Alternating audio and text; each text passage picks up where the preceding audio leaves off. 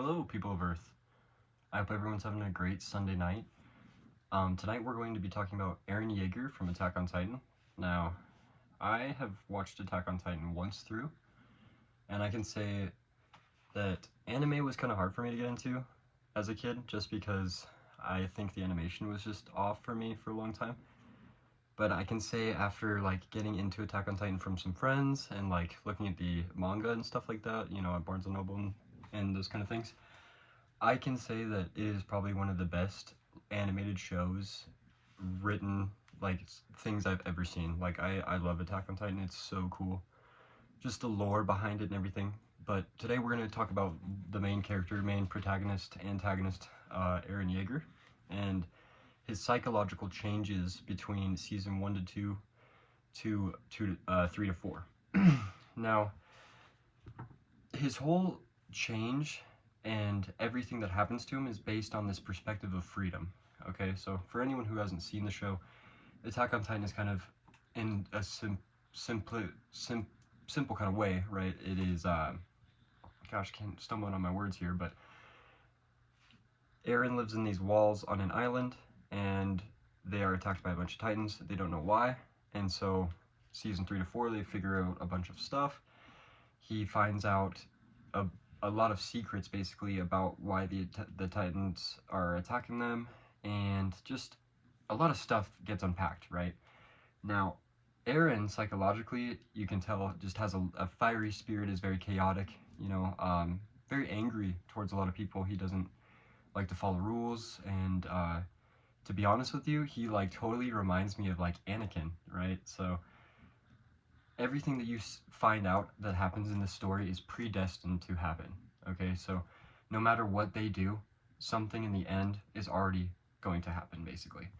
Now, you find this out later on, okay? So I'm just going to say what I'm going to say, because if you haven't seen the show, it's been out for a while. The last couple episodes have been out for, I'd say, a month or so. I'm not totally sure on the time. But anyway, I'm going to have spoilers, so spoiler warning. But towards the end of the show, you find out that Eren has become kind of evil, right? He himself has these Titan powers.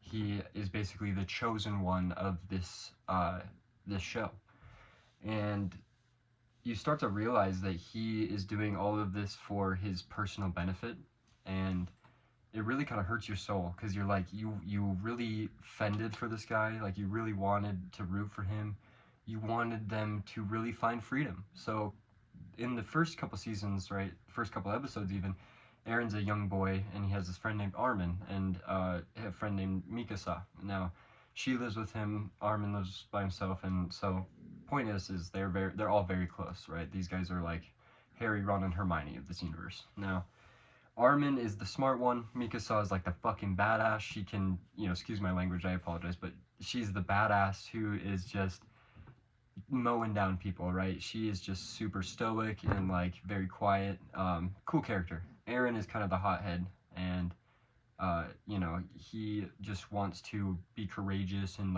be the main character, and you can just kind of tell. Now, Armin has this book, and you can see the ocean and birds flying over this big vast water and this big sky, and they kind of talk about it, and Armin's like, I would love this. This is kind of his perspective of freedom, right? Just to see the ocean and to see life beyond the walls. And Eren grabs onto that idea, and he runs with that. That's he's I'm gonna make this happen for us. He wants that for them. They join this kind of this thing called the Survey Corps, which is kind of this military regiment. And so as they get older, right, they start to find out, like I said, these secrets. His dad is a very important aspect of the story, and as the story kind of goes further, around season 2 to 3, they reach the walls, and they kind of, they're very good at what they do. They're in the military. They take out these Titans, and they find out a lot about their friends, right? They have these friends that they trust named Reiner and Bertolt, and it's just a lot of stuff kind of just falls and caves in on them, right? And so once they get to the walls and they finally see the ocean, and they see this big sky and these birds flying, right? You look at Armin and Mikasa and everyone else, and they're like, wow, this is so awesome, and they just love it, and they're so happy to finally see something they've never really seen before, because they've been trapped their whole life, and they've never seen anything different. and it kind of pans over to Eren, and you see his face is just like, you can't really describe it. It's kind of like when like it's just so serious and like emotionless, and it's just like a kind of like a killer face. And it's cool because then, you know, episode ends and like you're just like, whoa, you're kind of left with like, whoa, what is he thinking, you know? Even in the show it kind of gives you dialogue as to like what Armin and Mikasa think of like what Eren is thinking and what he's like planning to do now that they've finally reached the walls and found their freedom. Because Eren has a totally different perspective of what his freedom is now that he found out everything from his father's basement. Okay, his father is this crazy scientist that has everything to do with Eren's life, obviously. Not even just because he's his father, but because of the fact that Eren was injected with this Titan serum, and a lot of this has to do with the nape of their necks and all this stuff. But right now we're just going to talk about Eren because that would be a super long video. So once they reach these walls, Eren finds this freedom that Armin and everyone, you know, is so happy to see, and he finds out all these secrets. It pans to season 3, which is a huge time jump. Now, Eren has this long hair, he looks completely different, is missing a leg, like all this stuff is crazy. So, on the other side of this continent, right, on the other side of this island is a continent called Marley, and there are Marlians, and Eren kind of just starts to live with them, and he starts to like see what their life is like. And once he starts to unpack all of this historical stuff about this Eldian Marleyan war, and the start of the Titans, and like why it all happened, and how sad it really is, he just kind of wants to just end it all. Like, it's so beautiful but so sad at the same time, and that's why you like love and hate this character so much, is because he wants to just end the world and start anew. Like his perspective of freedom is like, just let's just kill it off and see what happens, you know what I mean? Like, it's crazy because he is so upset with the way that everything is and the way that everything has happened that he's done with it. He's ready to just end it all, and with the people that he loves, that's all he wants in life, and that's all it's going to be. And so I really am just kind of like dumbfounded. Like, when I watched it, I was like, oh my gosh, like I couldn't believe it. Like, you get to the rumbling, and it is just something I've never seen before. It's so insanely crazy. I don't know how to explain it. Like, once you get to the rumbling, it is just, it is gruesome and like visceral and just scary. Like, it is completely scary. Eren becomes a scary character. Like, he becomes existential, and like he just kind of loses it. His friends are scared for him and they try to defend him and try to figure out what's going on. And you know, when he's in Marley, he starts to just like take over everything, you know? That is the best way to explain it. So Eren kind of just becomes an evil character, and it's hard for me to like really like hold on to that, right? Like, I want to defend him. I want to be like, oh yeah, like he did this because his mom died because of Titans, you know? He did this because of this. And all of that is not true, because he made this all happen. This is, like I said, this is all predestined. So when you look into everything, right, towards the last episode, he sits there and he's like, I'm so sorry. I'm so sorry for what I've done. Because he knows that he made that Titan eat his mother. Like, I apologize for not bringing it up in the beginning. When the walls broke and he was still young, the reason why he became so angry and wanted to take over, like, this whole show is based on him wanting to take over and wipe out the Titans because he saw his mom get eaten by one. So he made that happen. He did that. Like, he chose to have that Titan eat his mother because he controls the Titans. It's insane. Now, that's why I said we'll probably talk about it in a different video, because it's so much to unpack. But it is beautiful. Like, it is so beautiful that his father, his brother, like, he doesn't really understand a lot about his brother because he lives in Marley, and his brother and his father don't get along, and so he kind of unfolds all of this in this like little like dreamscape memory Titan area. It's so crazy.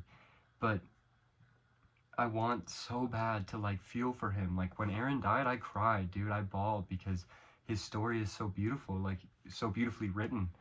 But so bad, right? Like, he's done so many bad things, and their teammates, right? Connie, like, just so many things have happened to them that is so traumatizing. And when you look at it, you kind of see things like that in real life, where like if you were put in a situation like that, like what would you do, you know?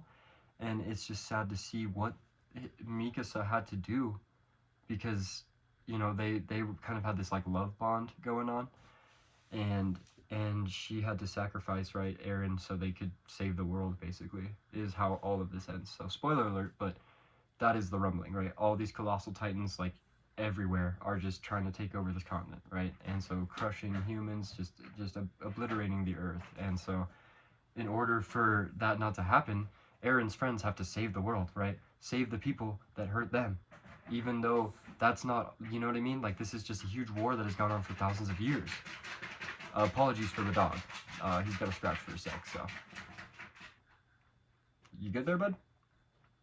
Alright, cool. Sorry for that, but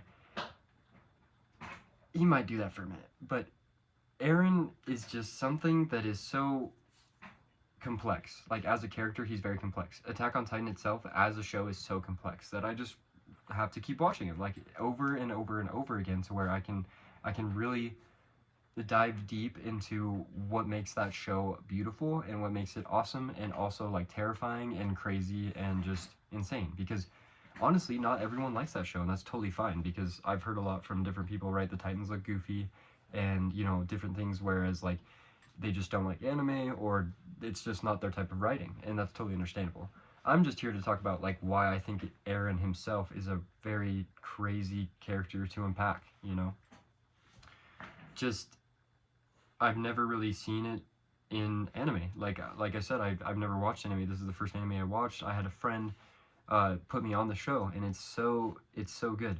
I think the next one I'm probably gonna watch is like Demon Slayer. I'm like on episode 2 of that, and it's just the one thing for anime that is hard for me is that like it's kind of all over the place. Like I don't know where to start. Like you try to get into it kind of late, and all these shows have so many different like sub shows, and you try to like figure out where to start, and I kind of get lost, right? And you know, Google's your friend, but Attack on Titan is such a cool show, and Eren, right, is just such a sad character. Like you really look into it, and then you look at the manga, and you like you see how, like you just look at it, and from a concrete point of view, like just from, you know, full frontal face view, you're just like, oh, this is sad, man. Like, this is just, any way you put it, it's so sad, because it's just a revenge story, you know? And like I said it before, you know, it reminds me of Anakin, because his story is also predestined. So I don't mean to bring Star Wars into this, but, you know, it was just made the Force, so I have to. Anakin, of course, is the chosen one, you know? He is such a good character in the beginning. You feel for him. You're like, oh, he's kind of whiny. You're like, but you still root for him a little bit in the background. You're like, yeah, I still want this guy to win. There's still so many other people that are cool, but we need this guy to win, right? He is the chosen one, and they even say it so many times, right?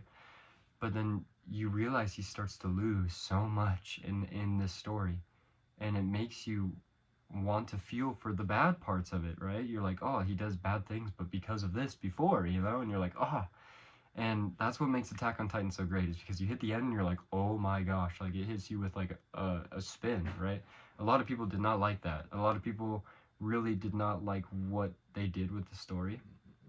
And yeah, if anybody wants to talk about this, I would love that. Or if anybody wants to comment and like say their opinion on Eren himself, or like what happened at the end of the show, because apparently, you know, there were a lot of changes as to what were supposed to happen with the show. So if anyone wants to talk about that, that would be sick. So I just wanted to share my opinion on Eren, and like kind of how cool the whole story is, and like why it is what it is. So yeah, thank you guys so much. I hope you guys have a great night. See ya. Peace out.